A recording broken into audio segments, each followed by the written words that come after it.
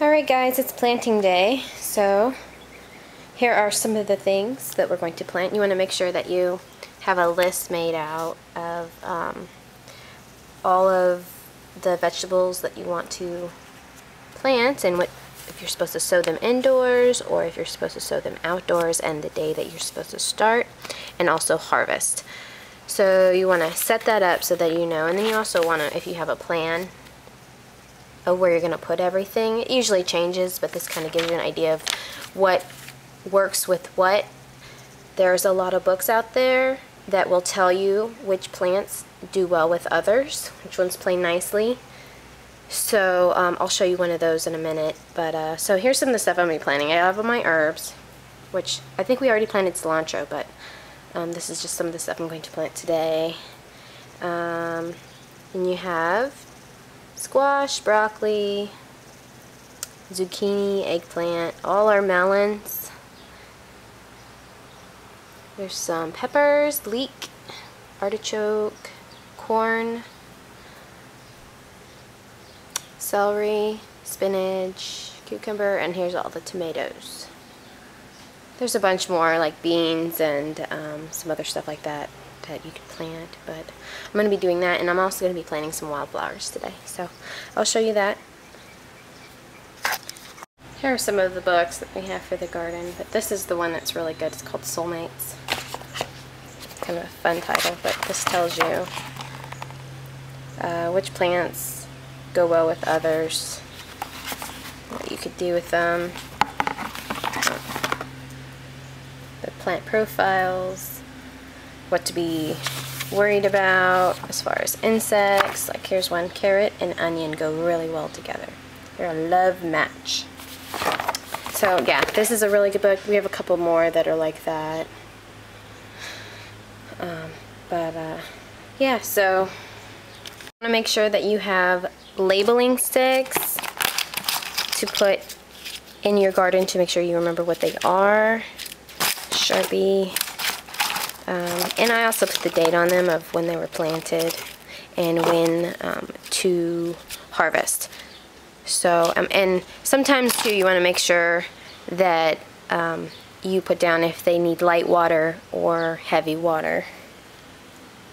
And I also have over here some edamame and this is a salad mix. This kind of grows random stuff. This would be kind of fun to see what happens. Then we have pumpkin here, more squash, and all of this, and make sure that they're organic. This comes from High Mowing. You get a lot more seeds if you buy them online or bulk or however. We have a neighbor that also sends over a bunch of seeds that he didn't use. So we'll see how this goes. Alright, so the first love match is basil and tomatoes. Basil and tomatoes are great companions in a bed. You want to make sure that you wait till at least the last frost, so the late spring, to plant both of these. They both are very sensitive to that. And also you want to make sure you have cages because tomatoes tend to grow wild, and so you want to make sure that you're at least keeping them a little bit compounded. We have some cages here. You also want to make sure that you plant tomato seeds horizontal so that they can penetrate the soil faster. They also like to be watered from below. If you water them too high, you could damage the branches. So we're gonna put in our tomatoes and our basil, and I think we might throw in a little trio there and maybe add some garlic. So I'm gonna do that. Now this is the basil, and so I put a tomato plant there. Let's see, and I put one there, and I'm gonna put my basil in the middle. You want to make sure that it's not too close to the tomatoes, but just close enough. So I'm gonna, let's actually a little bit more. There we go. Not too far down. And I'm gonna add a little water. Alright. I'm gonna drop my seeds in, and then I'm just gonna tuck them in and say, see you in the morning. All right. So now that I did that, I'm gonna make a basil note. Little.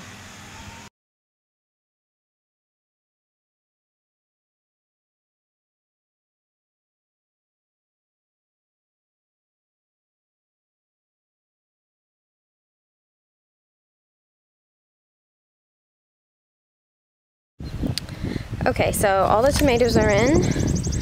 We have cherry tomatoes, Brandywine tomatoes, wait, what is this? The Chrysamon tomatoes, Sunkist tomatoes, Mountain Princess tomatoes, Arkansas Travelers, and green zebras. So those are all in. We're gonna put the basil in now all the way down the middle. And then we'll finish off with the garlic on all four corners. Okay, so we sort of drew a line down the middle, and now it's time to add the basil. Okay guys, so here's what it looks like.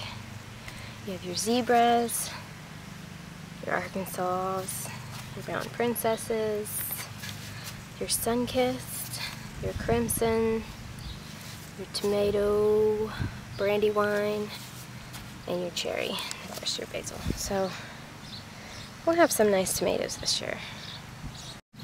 Alright guys, next up we have corn and cucumber. Now this is a love match because they both require a steady amount of water, as well as when the corn starts to come up, the cucumber holds on to it, and it's a nice sturdy sort of branch for it to hang on to. So I'm going to show you exactly how to plant these in the best way possible.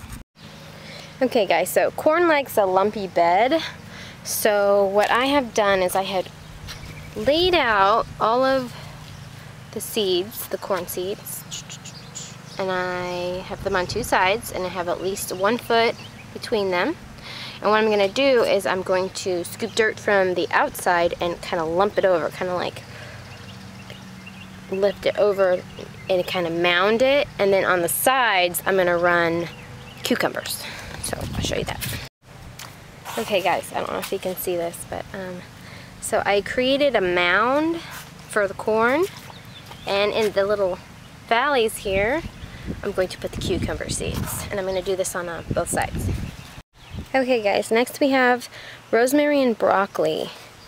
So you need to plant the rosemary at least 12 to 18, more like 18 to 24 inches away from where you planted the broccoli, or from each other. So I'm going to go ahead and plant those, and I'll show you what it looks like. Okay, so when you're planting rosemary, you want to make sure that it's in a very well drained area, as well as you need a lot of airflow. It's very sensitive, so you want to make sure that you space the seeds out. They like room to expand. They also like sunlight. So that paired with broccoli, broccoli's aroma, you should have a nice bed. Okay, so we're gonna do spinach. Now with spinach, you need to make sure that as you place the seeds that they're at least 4 inches apart, and you want adequate amount of room on the sides for all the peppers, because the peppers need to be at least 8 inches off of the spinach. So we're going to plant 2 different types of peppers. I have sweet peppers, and I also have wonder peppers, and then of course our spinach.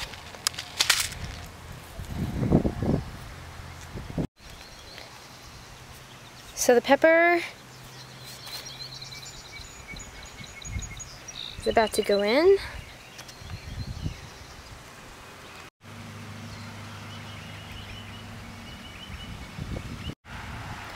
Happy-go-lucky celery. It gets along with everything. So you can kind of plant it in between crops that you have. I'm going to put I planted some more spinach. We're big fans of spinach around here, so I'm I'm going to put celery down the middle. And I think I'm going to add celery as well next to the rosemary that we planted over there. So, this is the watermelon bed. And what I did is we have 4 different types of melon. But what I did was I put 2 patches of the same watermelon on the ends. And that is the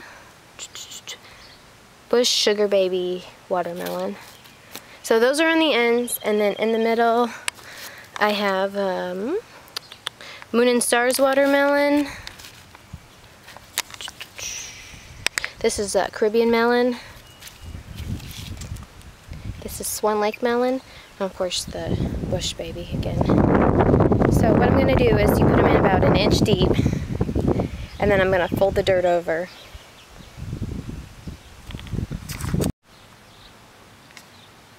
I had this kind of weird shaped bed, and I didn't know what I was going to do with it, so I decided to make it an herb garden since I'm absolutely in love with herbs. So this is going to be lemon balm.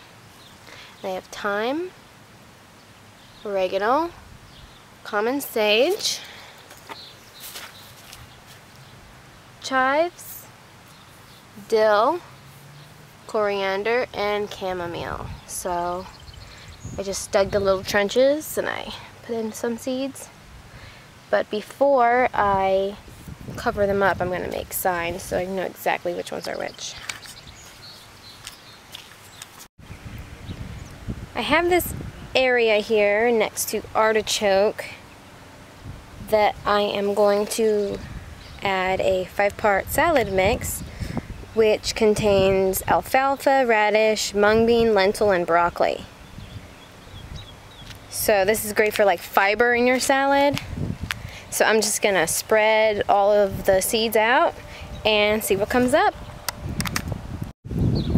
So we're about done today.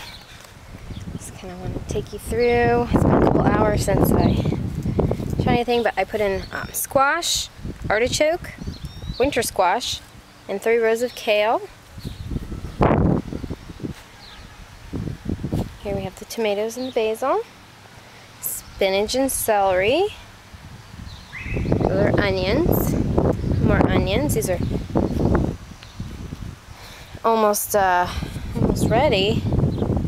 Eggplant and zucchini. Here we have more carrots and strawberry. Our rosemary and broccoli. Here's our red carrots, followed by our beets and our leeks.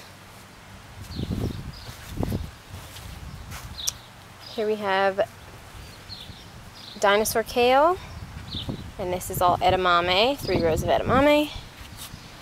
Here we have the artichoke and our spring fiber mix. Of course, the cilantro. There's Just checking out the garden. Our peas, they've been coming up very nicely.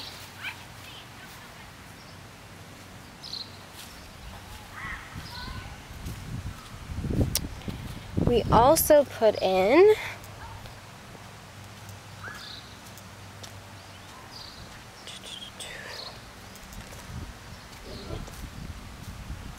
our herb garden,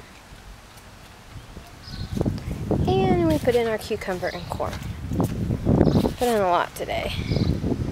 This is a rainbow chard that was put in last week. It's already starting to bloom. I think all I have left now are flowers. All of our melon. So that's it. What we do night is we fill this up with water. It's just normal water from the hose, and we let it aerate so that it could off-gas all the chlorine, and then that's what we use to water the garden. And we do that. It takes about 24 hours to off-gas. So we do that in the morning, fill it up, let it off-gas for a few hours, usually about 10 hours, 12, 15 hours, and then we water it again at night.